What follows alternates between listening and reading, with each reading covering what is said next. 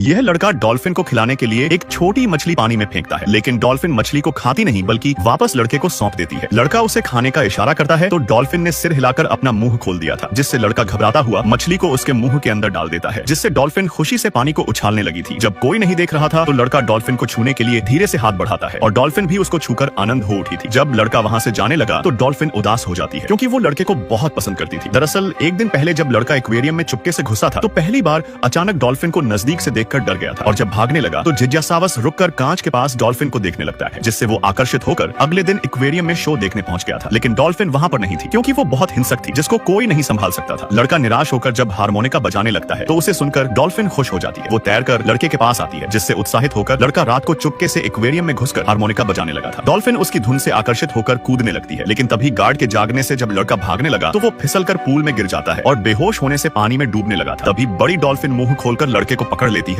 और उसे लेकर किनारे पर आ गई थी। ठीक उसी समय लड़का होश में आ चुका था। उसने कभी नहीं सोचा था कि एक भयानक डॉल्फिन ने उसकी जान बचाई है, जिसका उपकार चुकाने के लिए लड़का कुछ नमकीन मछलियां खरीदता है ताकि वो डॉल्फिन को एक अच्छा खाना खिला सके। लेकिन डॉल्फिन उन्हें खाने के बजाय वापस लड़के के पास लेकर आ गई थी और एक्टिंग करके लड़के से उसे खिलाने को कह रही थी। लड़का डॉल्फिन की तरफ जब जीभ निकालता है तो डॉल्फिन भी उसकी नकल करने लग जाती है। यह देख बगल में खड़ी अटेंडेंट महिला भी उसे मछली खिलाने की कोशिश करना चाहती थी, लेकिन डॉल्फिन महिला को देखते ही उससे दूर भाग जाती है। डॉल्फिन केवल लड़के का ही कहना मानती थी। कुछ ही दिनों में दोनों में गहरी दोस्ती हो जाती है। यह देखकर लालची मालिक को बहुत खुशी होती है। उसने एक डॉल्फिन शो का आयोजन किया ताकि उसकी कमाई हो सके। डॉल्फिन शो को देखने के लिए कई सारे बच्चे कांच के पास आते हैं और लगातार कांच पर थपथपाने लगे थे, जिसकी आवाज से डॉल्फिन बहुत परेशान हो गई थी। लड़का उसे शो के लिए तैयार करता है, लेकिन डॉल्फिन ने सिर हिलाकर मना कर दिया था। बच्चों के कांच पर लगातार थपथपाने की आवाज से डॉल्फिन बेकाबू हो जाती है और तंग आकर जोर से कांच को तोड़ना शुरू कर देती है, जिससे सारे बच्चे चीख चाह कर वहाँ से भाग निकले थे। यहाँ तक कि दर्शक भी भाग गए थे और टिकट रिफंड कराने लगे थे, जिससे मालिक का बहुत बड़ा नुकसान हो जाता है और खुद ही डॉल्फिन को मारने का फैसला कर लेता है ताकि उसके मांस को बेचकर पैसे कमा सके। डॉल्फिन की जान खतरे में देख लड़का उसको बचाकर